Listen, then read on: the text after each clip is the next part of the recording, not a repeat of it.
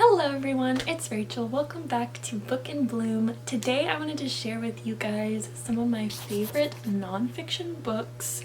I know that I talk a lot about fiction on my channel, and I tend to personally prefer fiction over nonfiction. For several years I feel like I had this idea of nonfiction as being kind of boring, or like if it was a true story that was interesting, it was like usually one that was like really sad, or like, I don't know, I just had this idea that nonfiction books weren't as interesting to read as fiction. And not that there's anything wrong with like preferring fiction or preferring nonfiction or whatever, but I just think that it's good to be a well-read person, you know, to read things that are out of your comfort zone every once in a while. If fiction is your go-to and you don't read a lot of nonfiction, maybe because you think it's boring, these are my recommendations because I think that these books are really great, entertaining, they're funny, great at storytelling. One experience that you will get with a nonfiction book that you can't get with a fiction book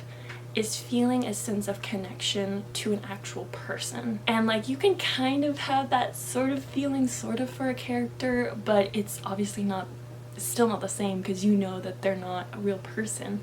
But there's something really special about reading about someone's life, hearing stories from somebody's life, and being able to connect to that person through those stories. And it just, I don't know, it's just really special. I challenge you, if you tend to stick towards fiction books, try out a nonfiction. And obviously if you like nonfiction, here are some of my recommendations. And then I'm also going to be sharing some honorable mentions, some books that are on my TBR that I've heard really great things about, just haven't gotten around to reading myself. But first, of course, let me start off with the books that I own. So I really wanted to start with Love Does by Bob Goff. So Bob Goff is a Christian. I'm a Christian, and I would definitely recommend it to another Christian, but I feel like he shares stories about his life in a way that anyone can pick this book up. Even if you aren't a Christian, you can pick this book up and enjoy it and learn from it. It really is for everyone. I love Bob Goff. It's really just a collection of little stories. Some of them are funny, some of them are really sweet, but they're all focused on showing kindness and showing love to others, and how when we do show kindness to people, and when we do strive to love people well, we actually open ourselves up to a whimsical, wonderful life. He gives without expecting in return. And that's obviously what kindness is supposed to be, and really what love is supposed to be. But I think we forget that love is an action and not just something that we take. I mean, that's what the title is basically about, like love being an action and not just a word. I need to reread this and I need to highlight it. It is funny, it is so beautiful, and he is such an interesting person. Like, he's super smart, he's super determined, he's very inspirational in his life of just not backing down when he really wants something. Like, a lot of people have problems with the Christian church nowadays and saying that the church is full of hypocrites, but I feel like Bob Goff is a prime example of, like, we're not all bad. Like, he really does practice what he preaches, and he's actually living out a life full of love and kindness. If you enjoyed this book, this is kind of like a trilogy almost. He has Love Does, and then there's also Everybody Always, and then his wife wrote a book, Love Lives Here, which I really love too, because Bob is very extroverted and outgoing and crazy. You could look at his life and it would be easy to say, well, I can't do that because I'm just not an extroverted person. It's hard for me to have conversations, it's hard for me to be outgoing. But I love that Maria Goff, his wife, wrote a book, and she's very, you know, she's more introverted, more quiet, and she kind of shows how showing kindness and showing love doesn't have to be for only extroverted and outgoing people. It can also be for the more quiet, more introverted people. But I feel like all of his books kind of like have the same sort of feel to them, where they're just kind of stories that are inspiring and, you know, heartwarming and funny, and he's a great writer. Love him 10 out of 10. So highly recommend Love Does. The next book I wanted to talk about is Born a Crime, which I do own this book because I read it for my creative nonfiction class. My friend is borrowing it right now, So I don't have it, but it looks like this, and it's by Trevor. First of all, this book is a love letter to his mom. Definitely by the end of the book you can see that it is about his childhood, and he shares lots of funny stories, but he also talks a lot about his mom and how basically he wouldn't be the person he is today if he didn't have his mom, if his mom wasn't so strong and full of love and determination. I really love that this book balances really well, tone really well, because it is a very difficult topic that he talks about with apartheid. I think it's easy to subconsciously kind of avoid those harder books to read just because you feel like it just makes you sad, it just makes you feel like kind of hopeless, lose hope in humanity. But I feel like he presents it in a way that doesn't feel like that. You're being informed, and of course you're sad, heartbroken that people were treated like this. He like helps you not be too sad by sharing funny stories. I think it's really good to reflect on history and reflect on atrocities that have happened in the world and how individually we can strive to prevent that from happening by being kinder people ourselves and making sure that we're not falling into our own prejudice and judgments and discrimination, and making sure that we are also treating people kindly and fairly and seeing them for people. So I feel like this is just a great book because it's absolutely hilarious, it's informative, it's heartbreaking, it's beautiful, it is inspiring. It's also just a really well written book. If you are a writer, if you want to write nonfiction that is entertaining, interesting to read, I feel like he does a great job of like not sensationalizing it, but informing people, but also not making it just this absolutely heartbreaking book where like you lose hope by the end of the book. I mean, those kind of books are just, they're hard to read, and it's like, yes, the world is heartbreaking, life is heartbreaking, there's a lot of heartbreaking things, but I also think that tell people what to do with that heartbreak, I guess. I just think he does a really great job, and I definitely learned a lot from just reading it, also as a writer reading it. The next book that I wanted to recommend is Sorry I'm Late, I Didn't Want to Come. This is a very different tone. Born of Crime is definitely my heaviest book. This one's definitely very different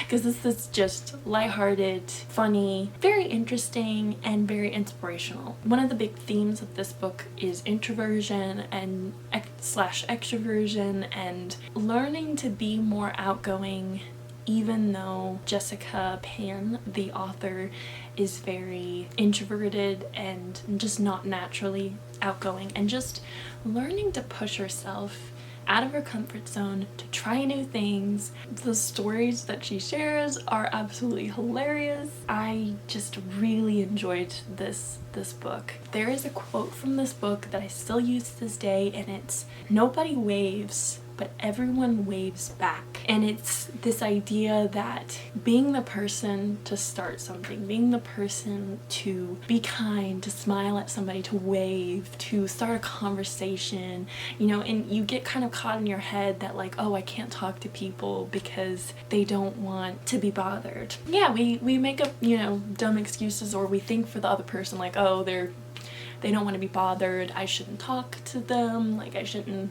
you know, start up a conversation, they probably would be annoyed. But the thing is, it's like, okay, so we like basically convince ourselves to not even try. Okay, sure, nothing happens, nothing bad happens, but nothing good happens either, right? When you initiate kindness, when you initiate like, oh, you know, starting a conversation with someone, you would be surprised by the amount of times that people actually appreciate that. And then in turn, it's like a chain reaction, it's a ripple effect. I feel like there's kind of an element of love of people in this book, kind of celebrating just how wonderful it is to have great friends, great conversations with even just strangers, even just people that you're never gonna see again.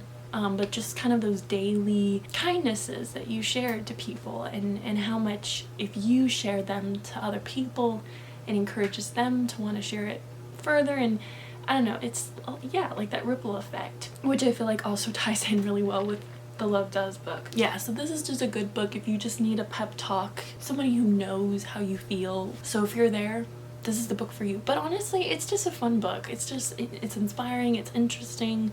She does some really cool things. Speaking of inspiration, if you're just somebody who really likes self-improvement, personal growth, and challenging yourself, pushing yourself to be a better person, then I feel like The Happiness Project, so good, so inspirational, funny, witty. I feel like she does a really great job of also kind of showing you like how you can make your own little happiness project, and just kind of areas of your life. It makes you very reflective. Her project, her happiness project, is a year of kind of slowly building these habits and making changes to her life. The idea is that she is happy, but she believes she can be even happier if she takes care of herself more, if she takes care of others better, and if she challenges herself a little bit more and strives to be an even better person. Each month she focuses on a different habit and just shares her experience. I love her writing style. I just remember really, it's been a few years since I've read this book. Yeah, I feel like if you just need change in your life, this is a great book for you. Next book. This book is a little bit sadder. I guess it depends on how you are with animals. The full title is Oliver: The True Story of a Stolen Dog and the Humans He Brought Together, and it's by Stephen J. Carino. I listened to the audiobook which he narrates, which is highly recommend, because it's so much cooler. Something about it, it's like, it's somehow, it's just so right, like hearing the author, especially when it's nonfiction, when it's about their life, like hearing them read their book and talk about their own experience. It's so cool. I was a little bit worried that this book would be kind of boring, because part of me was like, okay, I mean, how much can you really talk about a dog being stolen? You know, can you really write an entire book just about like, oh, my dog got stolen and I looked a bunch of places and I couldn't find him, and then I find him, or whatever. But I was like, you know what, I'm gonna try it out, gonna read it. Looks kind of interesting, looks kind of sweet. And sure enough, it's a really, really interesting book, really great book. It really focuses on Steve and his life, and why it is so especially heartbreaking to him, why it is devastating that his dog is stolen from him, why it is so heartbreaking and devastating, and why he feels like his world is crumbling around him. This is definitely a sad book, but I would also say that this is a very like heartwarming book too. Through the process of searching for his dog and sharing his story and letting the people around him help him, and also through these stories that he shares of his childhood and his life, the really difficult things that he went through, and his connection to his sweet dog Oliver, and all of that. It is just, it's really a beautiful story. So Oliver's on the cover of the book, so I feel like you can kind of tell that, like, okay, he gets found. Plus spoilers, sorry guys. If you're angry, you can go off in the comments, but probably just go and delete it. I found out about this book through a YouTube video of dog Oliver being groomed. This pretty big YouTuber who films her cat and dog grooming appointments. I just think they're really satisfying, so I stumbled across that video, and then they talked about him having a book and stuff. I was like, oh, he's got a book, okay, I'm gonna check that out. And I highly recommend the audiobook, because it's super cool hearing the story from Steve himself. And it's like, oh gosh, when he's reading the more emotional parts of the story, and you can hear like in his voice breaking down a little bit, it's like, oh my gosh, Like you could also, I feel like you can also hear him smile at times too. When he's talking about kind of the beautiful things that happen and the people that he meets. He views the experience as a blessing because he realized that there's so many wonderful people in his life. And so I was like, oh, it was such a sweet book. The last book I wanted to recommend is Live by Sadie Robertson. So it's actually, her name is Sadie Robertson Huff now, so this was actually before she got married. This is definitely a book I'd recommend to Christians because this is very much a devotional sort of book. I just think this book is really cool. She really highlights some sentences and statements that are just very impactful and really encouraging, and it's absolutely beautiful. It's kind of like a magazine article or like a blog, like that, and like in its aesthetic and just kind of the way that the pages are, and there's lots of pictures, and it's just very easy to read. I mean, her books are always very encouraging, very inspirational.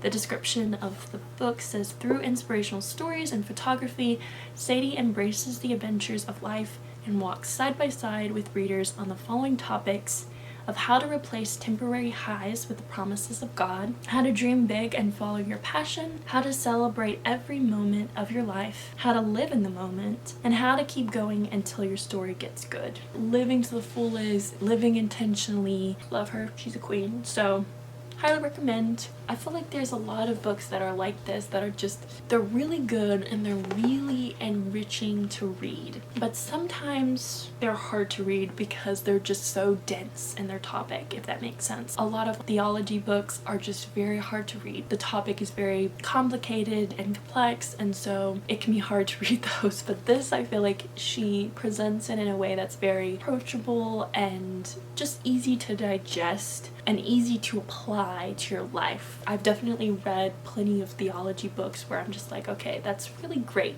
and that really enriches my walk with the Lord. But like sometimes it's only just focused on our walk with the Lord, and we also need to remember the other commandment, which is to love others. Bob Goff does a great job of highlighting that in his books. Sadie Robertson does that really well too, of balancing the two. Yes, of course, we gotta love God, but love others too.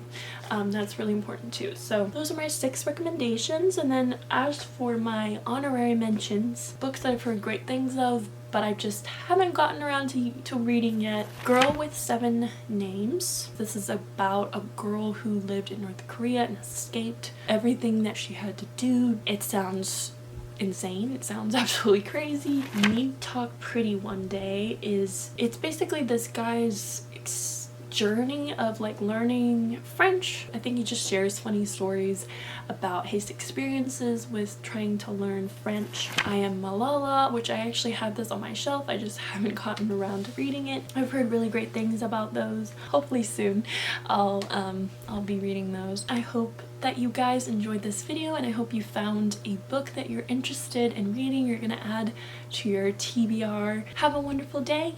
Read a book and bloom on. Bye!